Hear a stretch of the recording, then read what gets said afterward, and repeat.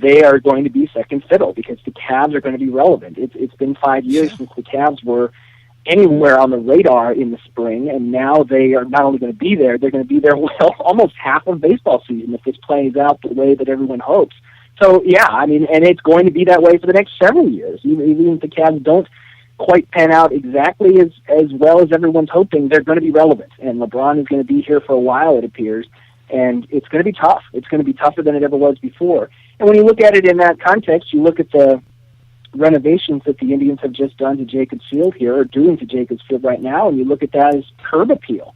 You almost look at that as this is like reshingling a house, and then because you're getting ready to sell it, you're redoing the landscaping, you're putting new siding on. That's you could interpret that as what this is. No one would admit that. No one will admit that until the sale is final, if it does indeed come to fruition. But yeah, that's sparkling analysis from the Sports Fix there, Jerry. I'm very proud of you guys. That was great. Well, thanks. We were talking about it last night. I mean, Mike had me rolling last night. He texted me. We were talking as we rolled on. I was like, "Well, what billionaires do you know that might want to buy this?" And we're like, "Man, I don't know of anybody." But Dan Gilbert's name actually came up for the simple fact that he's wanted to buy a team before.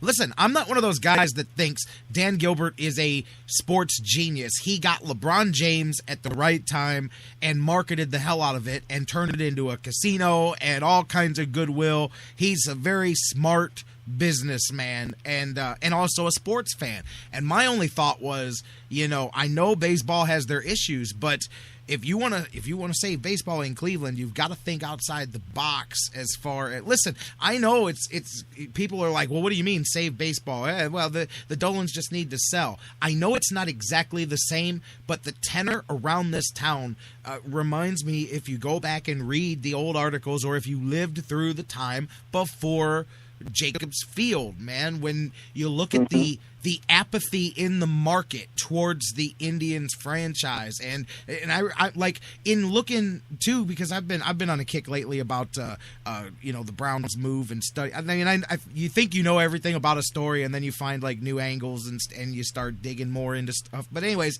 so living in that time and reading books and doing research, you see a lot of the way people felt about the Indians prior to that too. And I'm amazed at how many old plain dealer references I see where, well, let the Indians move, let them go. And I'm like, could you imagine, like the apathy even amongst the some politicians and stuff was crazy. And I'm not saying it's at that point now, but those things happen quickly. They build without people realizing it.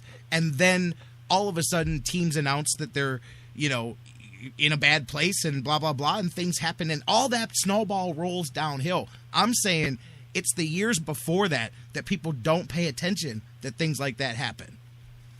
Yeah, and it's sad to say that really the only difference between then and now, I think the team is better now than it was, especially these last 2 years. But for the previous 5 or 6 years prior to that, since 2007, really the only difference between those years and, say, the 80s or the 70s was the ballpark, whether we're playing in a better ballpark. There's really nothing that hopeful, because if you remember, for as bleak as things were in the 70s and 80s, there was at least parity in baseball, especially the 80s. Now we don't really have that. There was not the jagged economic landscape then that you see now. So there was even more reason for hope then than there is now. So really, yes, the ballpark basically has been the only real difference in optimism in recent years for the Indians. And sad to say, much as this turns my stomach, we are only about 5 or 10 years away from people saying, you know what, Jacobs Field's a little old. Jacobs Field's a little outdated. Yeah. They've taken steps in that direction with what they're doing now, and that's great. I think they recognize that writing on the wall.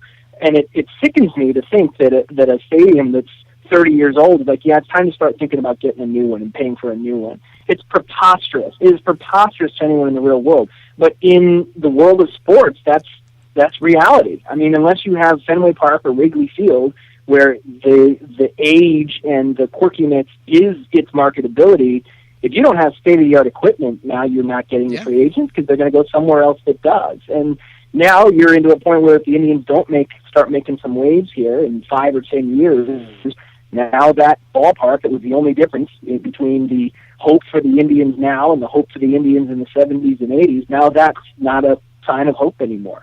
So yeah, there's going to be a crossroads in the next few years. This is going to be a big 5 to 10 years for the Indians, particularly if the Cavs do emerge now and become a winning team, a championship type of team.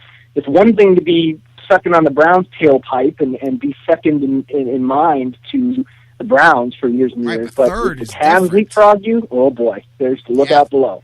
Yeah, third is completely different. And there's people out there, because I talk to them on Facebook and Twitter, and they interact with me. There's people listening right now going, we're that bad part of the media that's projecting gloom and doom. I'm just saying that this is all the same type of stuff. Things like this happen behind the scenes. The Browns, Art Modell did not just wake up and move the Browns. That thing was happening for 10 years, and nobody was paying attention to what was going on. And look, I don't like at the end of the day that Art Modell moved the Browns, but for 10 years he did have opportunities, and he kept going, I want to try to make this thing work in Cleveland. I got to try to make this thing work in Cleveland. I'm not sticking up for Art Modell in any way, but that is the way it happens. And then the forces work against you. And I'm just saying, the Indians have never been third horse in a 3-team town before. And with baseball in general having the, I guess, disadvantage of being a third horse in the sports race, because the other two leagues market themselves better to the youth than baseball does, it's all a set of circumstances that could go sour over the next few years. And people think you're crazy thinking about it, and then 5 years later they go, man, why didn't anybody warn us that the Indians really could leave town? No, the writing was on the wall over and over and over. But part of it's the Indians, and that's why I say I'm not just that clueless fan who wants Victor Martinez at any cost. I'm telling you, and I've been saying this for weeks now, if in April the billboards around town for the Indians have Brohio and not some new something that's going to sell some tickets and just have some sizzle to it, then they're going to get overran by the tidal wave of public relations. And that's just the truth of it, man. And I think I'm right. Like, I mean, it's like, hey, especially let's just pretend the Browns finish 500. What does not even fantasize about anything more than that? But 500 is realistic with the way this season's looking in the schedule and stuff like that. Let's say they even sniff 500 and the Cavs are dancing around the NBA championship, whether they get it or not. I mean, again, if Brohio is the selling point, which I know they wouldn't be, but you know what I'm saying. If we're still promoting the return of Nick Swisher this year, and man, he's going to bounce back, and so is Corey Kluber, or excuse me, not Corey Kluber, he's the one you got. So is Michael Bourne, and so is Jason Kipnis, and yes, you need that, but you need something else, and I know you don't buy free agents for fan appeal, but sometimes you do, and this is a time that you need to, because it's a crucial time. Totally. And again, the Indians sort of made their own bed here. We talked about it a lot during those years, 2008 to 2012, where, well, particularly after 2010 on, after LeBron had left, we kept talking about the Indians. This town is yours for the taking. This is a golden opportunity for you to get your act together and take this town and prove to this town and these fans that you are worthy of their interest. And they failed to do that. They did last year. They put together that nice run, but it was almost too little too late. I mean, I don't know that they would have been able to leapfrog the Browns altogether, but there was about a 3 or 4 year stretch where it's like the Browns and Cavs were hapless. They were just completely hapless, and the Indians were the only thing in town even close to competency. They needed to, it was much easier, it would have been much easier for them to make the step now that they're trying to make again. It would have been easier for them and cheaper for them to make it then than it is now. Now they're competing against, as you said, the Browns. There's actually hope, as unbridled as it may be at this point, and the Cavs are a runaway train, exactly. I mean, you're not going to compete with that optimism, not right now anyway.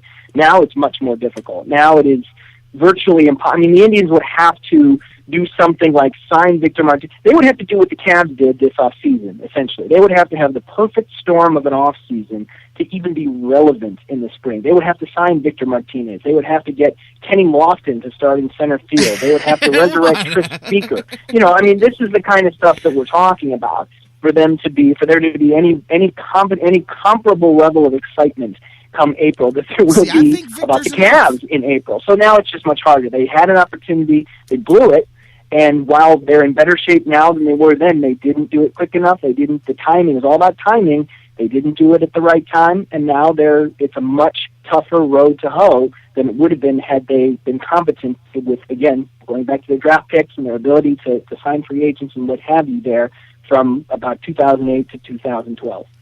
I think enough fans believe that the Indians are one good power bat away from being a true contender, and the fact that he played here before and there's such a feeling, I think Victor would be enough by himself. I don't think you would need to bring Kevin Love along with him. I think, especially, I keep joking, but I'm a marketing guy, and if I'm in the marketing, I'm thinking, man, you got the coming home thing worked so well for the Cavs here with LeBron, and it's going to be actively going on. Why not leech onto that and get that civic momentum rolling? Hey, and Victor, it would be a great cut a story. commercial. I mean, can you imagine that happening on the heels of LeBron coming back yes. and the Cavs being relevant, and if the Browns can in fact show a little bit of improvement and take a step forward here this year, what a great story! I'd film the commercial this fall to have Victor Martinez coming back. An amazing story.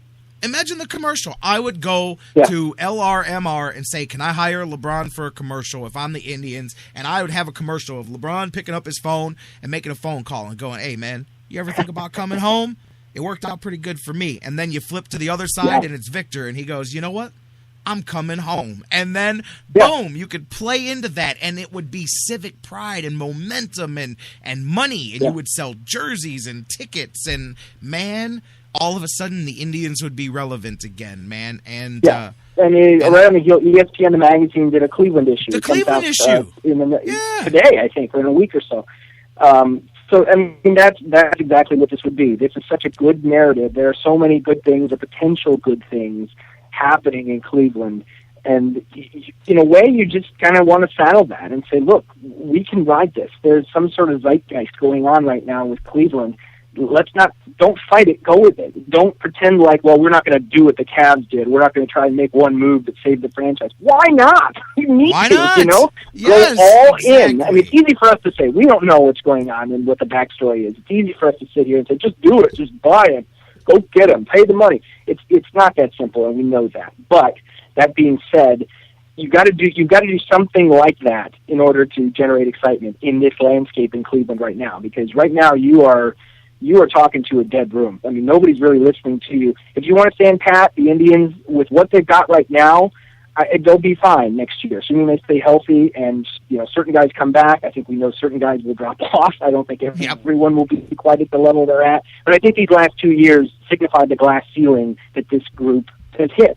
I think it's a fine team. I think it's a fun team capable of making the playoffs. Is it a title contender? No. Is it a pennant contender? No. Could it win a division? I don't know. The Tigers will drop off at some point. And they have the makings of a competent team, but no. I mean, if they're going to get over the hump, they've got to do something. They've got to change it up somehow.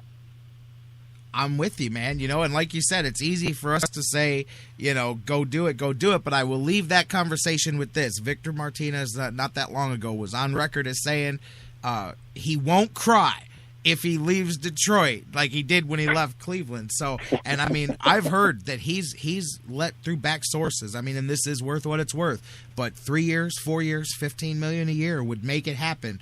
And he definitely would be interested in coming back to Cleveland. So you don't have to fight upstream on this one if you're willing to just put the paddle in the water and go with it. Well, we'll see what happens with it. Yeah. Hey, I know. And maybe this postseason will factor into that the way that LeBron's postseason factors there you go. His decision ultimately. I mean, whatever happens with the Tigers, whether they win it all or lose in the first round, what impact does that have on what Victor Martinez is going to do next? Maybe none at all. But we have to watch this series and watch what Detroit does in this postseason with a little more interest, I think, knowing what's potentially at stake with Victor Martinez.